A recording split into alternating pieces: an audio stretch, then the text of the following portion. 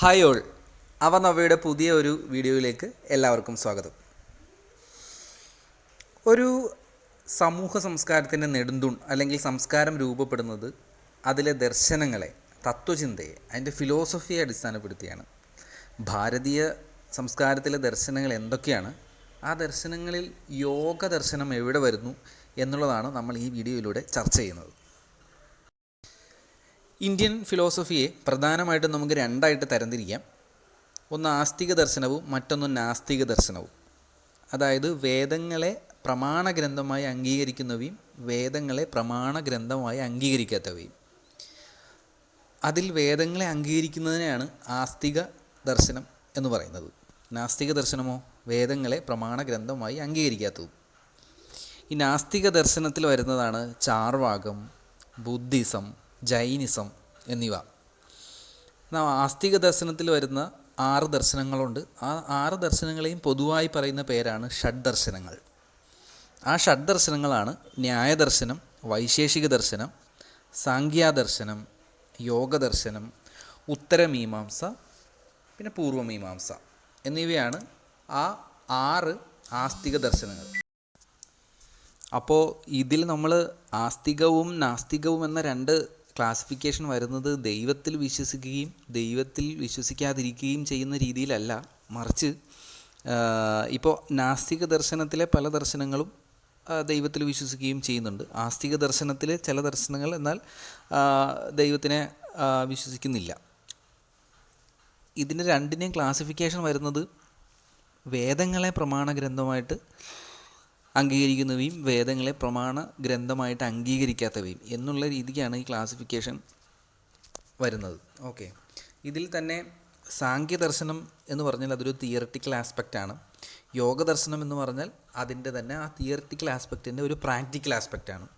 അപ്പോൾ അത്തരത്തിൽ സാങ്ക്യദർശനത്തിൻ്റെ തന്നെ ഒരു എക്സ്റ്റെൻഡഡ് ഭാഗമാണ് യോഗദർശനം എന്നത്. ഇതിൽ സാങ്ക്യദർശനത്തിലെ തന്നെ 2 പ്രധാനപ്പെട്ട കൺസെപ്റ്റുകളാണ് പ്രകൃതി എന്നതും പുരുഷൻ എന്നതും.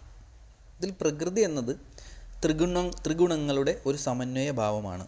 അതായത് സ്വാത്വികം, രാജസികം, തമോ ഗുണം എന്നീ 3 ഗുണങ്ങളുടെ ഒരു സമന്വയ ഭാവമാണ് പ്രകൃതി എന്ന് പറയുന്നത്.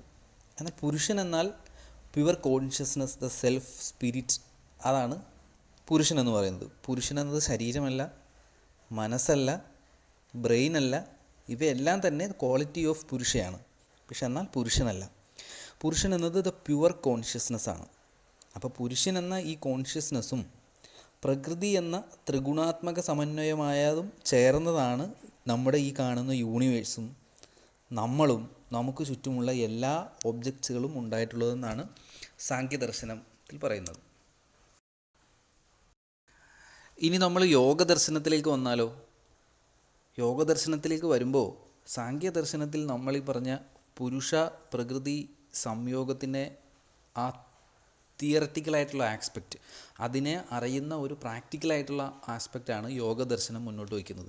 അല്ലെങ്കിൽ പുരുഷനെ ആ പ്യുവർ കോൺഷ്യസ്നെസ്സിനെ അറിയുകയും അതായി മാറുകയും ചെയ്യുന്നതിൻ്റെ പ്രായോഗികമായ ഒരു ആസ്പെക്റ്റാണ് യോഗദർശനം മുന്നോട്ട് വയ്ക്കുന്നത്.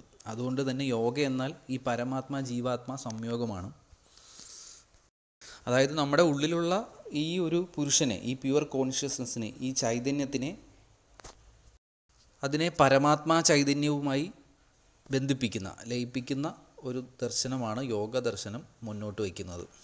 അപ്പോൾ ഇതാണ് നമ്മുടെ ഭാരതീയ ദർശനങ്ങളുടെ ഒരു അടിസ്ഥാനം. അപ്പോൾ ആ ദർശനങ്ങളിൽ തന്നെ യോഗ ദർശനവും സാങ്ക്യദർശനവും വളരെ അടുത്തടുത്ത് നിൽക്കുന്ന തിയററ്റിക്കലും പ്രാക്ടിക്കലുമായിട്ടുള്ള ഒരു ആസ്പെക്റ്റാണ്. അപ്പോൾ ഇതാണ് ഈ വീഡിയോയിലൂടെ ഇന്ന് നമ്മൾ ഡിസ്കസ് ചെയ്ത കാര്യം. ഓക്കെ.